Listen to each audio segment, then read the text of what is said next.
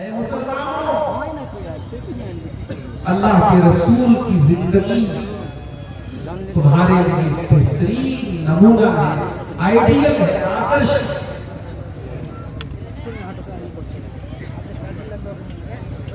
हमें से हर इंसान की जिंदगी के दो पहलू हैं।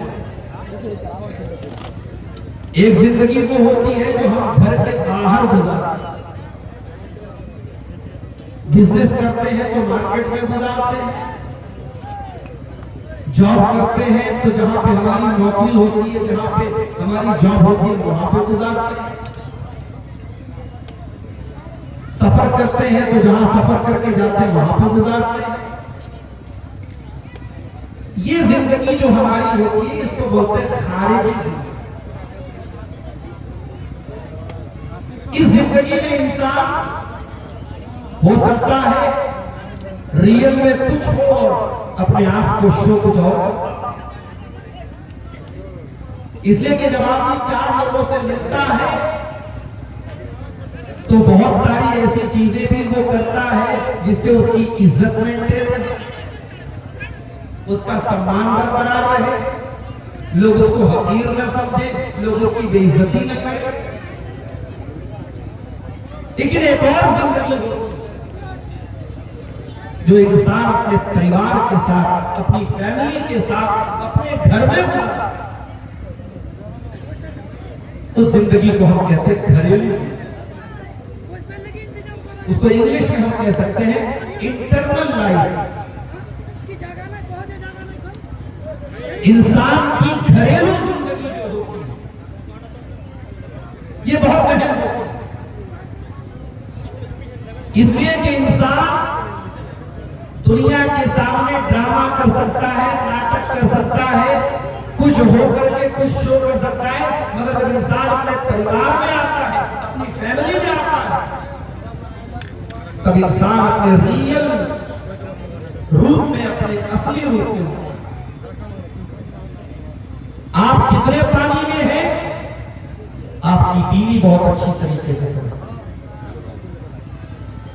आप कितने सच्चे हैं, कितने ईमानदार हैं, कितने दीनदार हैं, आपके बच्चे, आपके माँ बाप, आपके भाई बहन बहुत अच्छी तरीके से इस बात को समझते। अब आइए जरा हम सीरत के पन्ने पलटें और हम ये देखें कि अल्लाह के प्यारे नबी जनाब मोहम्मद रसूलुल्लाह सल्लल्लाहु अलैहि वसल्लम की घरेलू जिंदगी कैसी, आप अपने घर में कैसे रहा करते थे, एक शौहर होने की हैसियत से आप कैसे शौहर थे, एक बाप होने की हैसियत से आप कैसे बाप थे, एक बेटे होने की हैसियत से आप कैसे बेटे थे। मेरे प्यारे भाइयों, जब इस तरीके से अल्लाह के नबी की सीरत का मुताला करते हैं तो हमें ये देख करके बहुत आश्चर्य होता है, हैरत होती है, ताज्जुब होता है कि अल्लाह के नबी की बाहर की जिंदगी जितनी बेदाग है उतनी ही घर के अंदर की जिंदगी भी आपकी बेदाग है। आपने कभी अपनी बीवियों पर हाथ न उठाया, आपने कभी अपने बच्चों के साथ गलत तरीके से व्यवहार नहीं किया, घर के अंदर भी आप एक बेहतरीन बाप थे, बेहतरीन शौहर थे, बेहतरीन बेटे थे। और इसीलिए अल्लाह कुरान में कहता है लक़द काना लकुम फी रसूलिल्लाहि उस्वतुन हसना। ऐ मुसलमानों, तुम्हारे अल्लाह के प्यारे रसूल की जिंदगी बेहतरीन नमूना है। तुम्हें एक अच्छा बाप बनना है, तुम फातिमा के बाप की सीरत उठा के देख लो कि फातिमा रज़ियल्लाहु ताला अन्हा के बाप कैसे थे। तुम्हें एक अच्छा शौहर बनना है तो खदीजा और आयशा के शौहर की जिंदगी उठा के देख लो कि अल्लाह के रसूल कैसे शौहर थे और आपने शौहर के हुकूक कैसे अदा किए। माफ करना, आज हमारे घरों में जो हालात खराब है उसकी वजह यही है कि हमारे घरों से अल्लाह के नबी की सीरत पर अमल करने का जज्बा नहीं। ये एक्स्ट्रा मैरिटल अफेयर क्यों हो रहे हैं? ये बीवियां अपने शौहरों को क्यों धोखा दे रही हैं? ये शौहर बीवी को क्यों धोखा दे रहा है? क्योंकि आज की दुनिया मोहब्बत के नाम पर ही यूज एंड थ्रो वाले उसूल पर बर्गर खाने वाली और पिज्जा खाने वाली ये कौन? रिश्तों के मामले में भी जब तक फायदा मिल रहा है तब तक रिश्ता मिल रहा है। मेरे पास आए दिन फोन आते रहते हैं, तलाक का मसला, खुला का मसला, शादी हुई नहीं 3-4 महीना गुजरा नहीं, तलाक का मसला आ जाता है, खुला का मसला। क्यों? परिवार क्यों टूट रहे हैं, घर क्यों बर्बाद हो रहे हैं? क्योंकि हमारा नमाज में तो नबी की सुन्नत पर अमल कर रहे हैं, लेकिन हम शादी ब्याह के मामले में, एक अच्छे शौहर होने के मामले में, एक अच्छे बाप होने के मामले में हम अल्लाह के नबी की सीरत पर अमल नहीं कर रहे हैं। अल्लाह के नबी ने पहली शादी 25 साल की उम्र में अपने से 15 साल की बड़ी खातून खदीजा से की। अपने खानदान की बहुत इज्जत वाली, बहुत पैसे वाली औरत थी खदीजा रज़ी अल्लाह ताला। आज बहुत सारे बदतमीजी कहते हैं, वो अल्लाह के नबी के कैरेक्टर पर सवाल उठाते हैं। सोशल मीडिया पर आपको बहुत सारे ऐसे गैर मुस्लिम मिल जाएंगे जो अल्लाह के प्यारे नबी के किरदार पर, आपके कैरेक्टर पर को उछालते हैं। और हजरत आयशा से जो आपकी शादी हुई और जो उम्र का डिफरेंस था, हजरत आयशा की शादी जब अल्लाह के रसूल के साथ हुई तो उनकी उम्र 9 बरस की थी और अल्लाह के रसूल की उम्र तकरीबन 50 बरस की थी। इस उम्र के डिफरेंस को लेकर के अल्लाह के रसूल के ऊपर बड़े गंदे और बड़े घिनौने इल्जाम लगाए। उन जालिमों से जाकर के पूछो, एक इंसान वाकई में अगर अपनी जिनसी ख्वाहिशात को पूरा करना चाहता हो तो उसके लिए सबसे बेहतरीन टाइम तो 25 साल की उम्र है। अल्लाह के प्यारे नबी अपनी जिंदगी की पहली शादी 25 साल की उम्र में करते हैं और अपने से 15 साल की बड़ी औरत से करते हैं। इसका मतलब ये हुआ कि अल्लाह के नबी की जवानी का जो सबसे टॉप का दौर था वो आपने एक 40 साल की बेवा औरत से शादी करके वो टाइम गुजारा है। आप नऊजुबिल्लाह आप शहवत के भूखे नहीं थे। आप, हाँ, अल्लाह ने आपको नबी बनाया था, अल्लाह ने आपको रसूल बनाया था।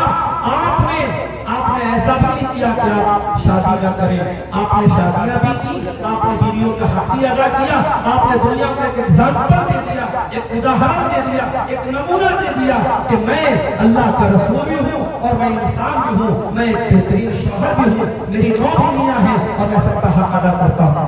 अल्लाह के नबी ब्रह्मचारी नहीं थे, अल्लाह के नबी ने वैवाहिक जिंदगी गुजारी है, गृहस्थ की जिंदगी गुजारी है, शादी करके आपने जिंदगी गुजारी है। लेकिन हाँ, आप शहवत के भूखे नहीं थे। शहवत का भूखा इंसान 25 साल की उम्र में अपने से 15 साल की बड़ी औरत से शादी। खदीजा का इंतकाल हो जाता है। बड़े गौर से सुनना मेरे प्यारे साथी, अल्लाह के प्यारे नबी की पहली बीवी खदीजा का इंतकाल हो जाता है। दूसरी शादी आप हजरत सौदा से करते हैं। उसके कुछ दिनों के बाद एक और शादी अल्लाह के नबी करते हैं हजरत आयशा के साथ, जो आपकी तमाम बीवियों में इकलौती ऐसी बीवी थी जो कुंवारी थी। और ये अल्लाह ताला की एक मसलहत और हिकमत थी कि हजरत आयशा जब अल्लाह के नबी के निकाह में आए, 9 साल की उम्र थी, बहुत कम उम्र थी, लेकिन दिमाग की बहुत शार्प थी, दिमाग की बहुत तेज थी।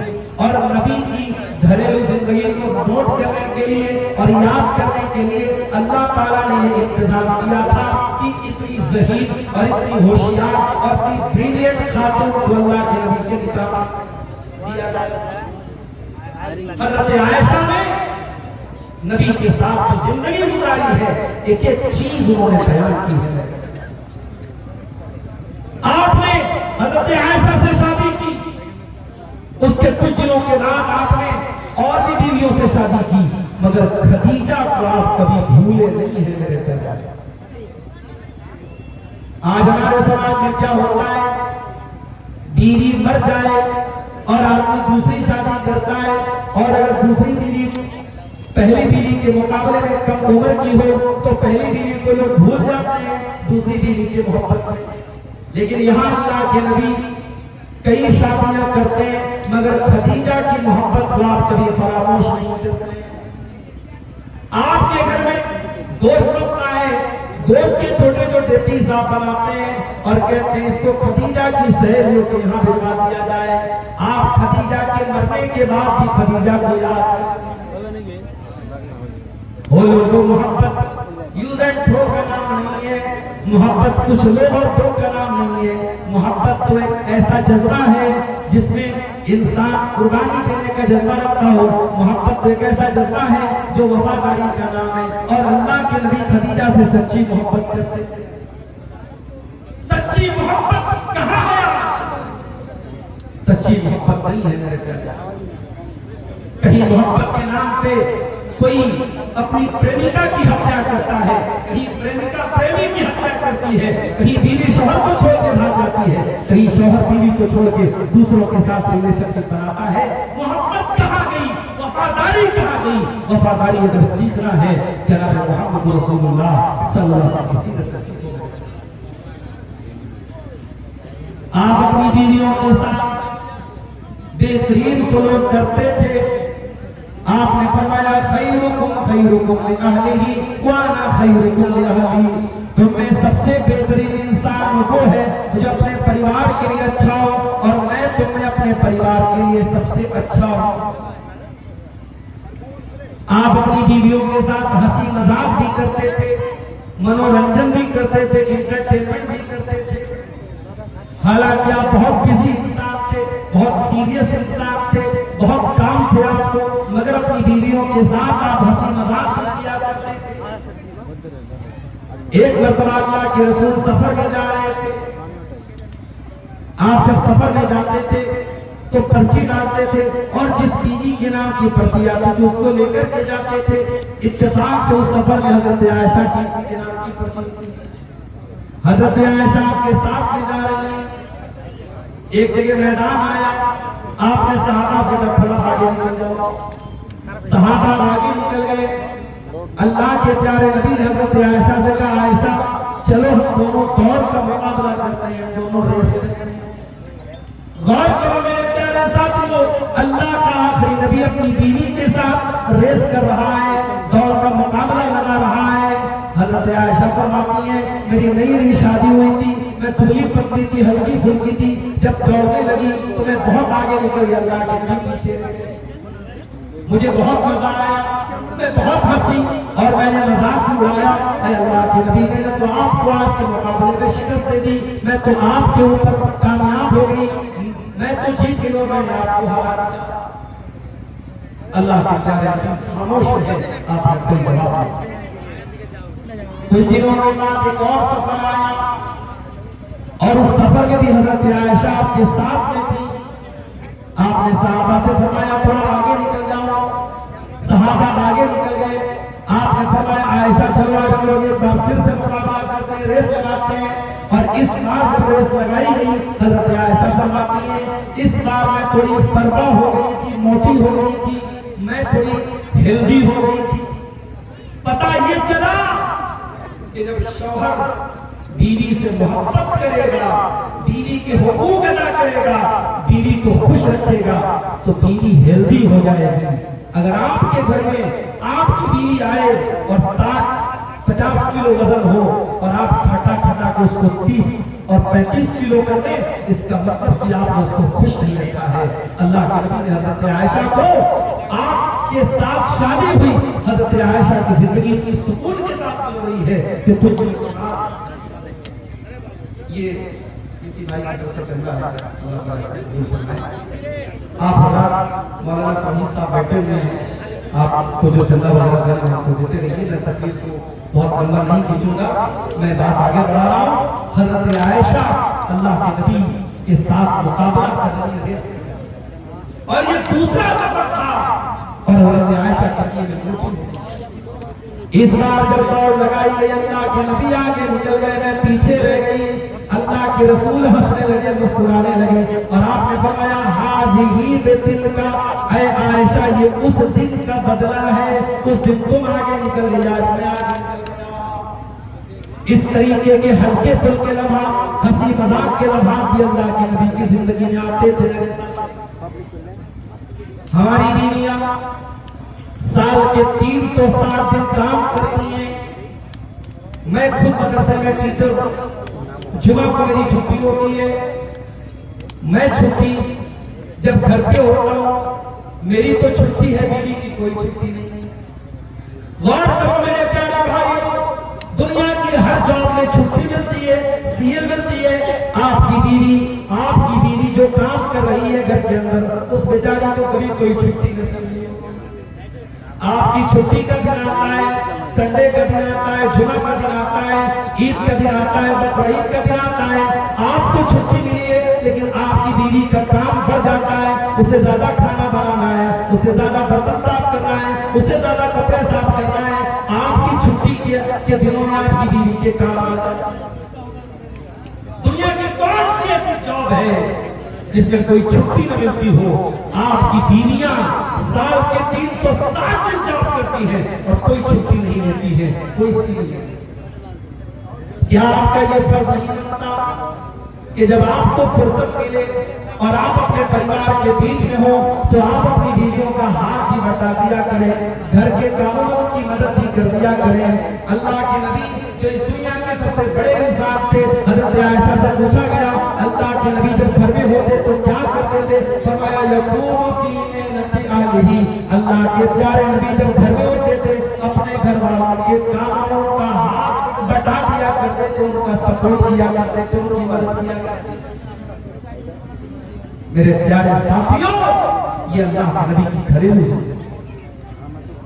आज हमारे घर माशाअल्लाह बड़े शानदार सीमांचल के इलाके, सैलाब जरा इलाकों में भी टाइल्स वाले मकान बन गए। कटिहार शहर में आपको ऐसे ऐसे मकान और बिल्डिंगें मिल जाएंगी जो शायद बनारस में भी आपको वैसे मकान। हमारा लाइफ स्टाइल बहुत हाई है, मगर कभी और करो मेरे प्यारे से, हमारे नबी ने कैसे कमरों में जिंदगी गुजारी। छोटे छोटे कमरे थे अल्लाह के नबी के, जमीन मिट्टी की थी, फर्श मिट्टी का था और कच्ची ईंटों के जरिए दीवार खड़ी की गई थी। खजूरों की टहनियों से छप्पर बनाया गया था और खजूर के तने से पिलर बनाया गया था। इतने छोटे छोटे ये कमरे थे। जब अल्लाह के नबी रात में तहज्जुद की नमाज पढ़ते थे और जब सजदे में जाने का टाइम आता था, आप हज़रत आयशा को इशारा करते थे और वो अपने पैर को समेट लेती थी, तब अल्लाह के नबी सजदे में सर रख देते। यानी इतना बड़ा भी कमरा नहीं था, इतना स्पेस भी नहीं था कि आराम से आप सजदा कर सके और हज़रत आयशा उसी कमरे में सो सके। छोटे छोटे कमरे थे मेरे प्यारे। लेकिन मेरी प्यारी माँ बहनों, इस उम्मत की सबसे बेहतरीन औरतों ने उसी छोटे छोटे कमरे में सारी जिंदगी गुजार दी और कभी कोई शिकायत का लफ्ज अपनी जबान पे नहीं लाई, कोई शिकवा नहीं किया, कभी अल्लाह के नबी से कोई शिकायत नहीं, कोई शिकायत नहीं। ऐसा भी हुआ नबी के घर में 2-2 महीने तक चूल्हा नहीं जला। हज़रत आयशा अपने भांजे उर्वा से कहती हैं, ऐ उर्वा, हम 3-3 चांद देख लेते थे, 2-2 महीना गुजर जाया करता था। वमायू कदफी अबियात रसूलुल्लाह सल्लल्लाहु अलैहि वसल्लम, और अल्लाह के नबी के घर में चूल्हा तक नहीं जलता था। उर्वा ने पूछा, खाला जान, फिर आपका गुजर बसर कैसे होता था? क्या खाती थी, क्या पीती थी? फरमाया अल अस्वदान अत्तमर, हम खजूर खा करके और पानी पी करके गुजारा कर लिया करते थे। 2-2 महीने तक अल्लाह के नबी के घर में चूल्हा नहीं। आज हमारे घरों में हमारी बीवी के मन की साड़ी ना आए, उसके मन का कपड़ा ना आए, उसके मन का खाना ना बने तो जबान सुन लीजिए, अल्फाज सुन लीजिए। मेरे प्यारे साथियों, नबी की सीरत अपनाओ, अपने घरों में अगर बरकत लाना है, सुकून लाना है, प्यार लाना है, मोहब्बत लाना है, तो अपने घरों में नबी की सीरत को लाओ। कभी आपने गौर किया पति पत्नी के रिश्ते को कुरान क्या कहता है? हुन्ना लिबासुल लकुम व अंतुम लिबासुल लहुन्ना। तुम्हारी बीवी तुम्हारे लिए लिबास है और तुम अपनी बीवी के लिए लिबास। लिबास का मतलब समझते हैं? लिबास मैं सदरी पहने हूं, कुर्ता पैजामा पहने हूं, मैं दर्जी के यहाँ जाता हूँ, दर्जी मेरे कपड़े का नाप लेता है, अगर दर्जी कपड़ा टाइट सी देता है, मैं जाकर के दर्जी से कहता हूं कपड़ा जरा सा टाइट हो जाए और जरा सा ढीला हो जाए तब भी हम नहीं पहनते हैं। हम कपड़ा वो पहनते जो हमारी फिटिंग के लिहाज से सही है।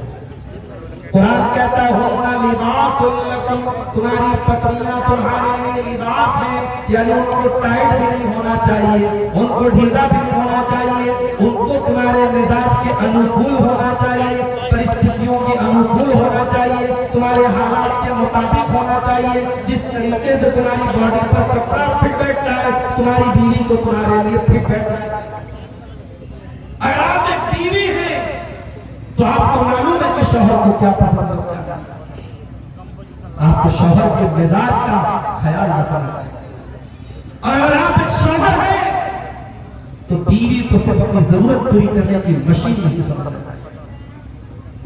बीवी के पास जाने से पहले भी कुछ आदाब और तकाजे होते हैं, उनकी रियायत करना चाहिए और हालात और तकाजों को समझना चाहिए और बीवी को मोहब्बत देना चाहिए।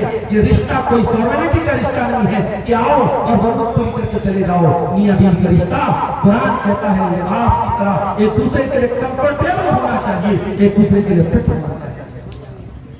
और यही जिंदगी गुजारी है अल्लाह के प्यारे। वक्त मेरा ज्यादा हो रहा है, 12 बजने वाला है, मैं समझ नहीं आ रहा है क्या बोलूं क्या करूं। पटना जाना है, फिर बनारस जाना है, सुबह क्लास है, दिमाग नहीं काम कर रहा है। एक आखिरी बात बयान करता हूं। हजरत आयशा है इसकी हालत, पीरियड की हालत। उस जमाने में औरतें अगर पीरियड में होती थी, शौहर बीवी के करीब भी नहीं जाता था, टच नहीं करता था, वो बीवी गंदी और नापाक थी।